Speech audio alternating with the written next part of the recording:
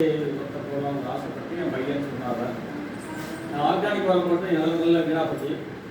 இந்த சமீப காலத்தில் ஒரு 2 மாதத்துக்கு முன்னால் நம்ம பார்த்த செந்தில் சாரு நமக்கு ராதாகிருஷ்ணன் அறிமுகமானாங்க.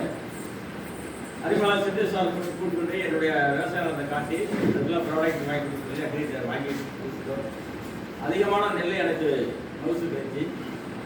10,000 ரூபாய்க்கு உரம் போட பிறகு 5,000 ரூபாய்க்கு உரம் போட்டேன்.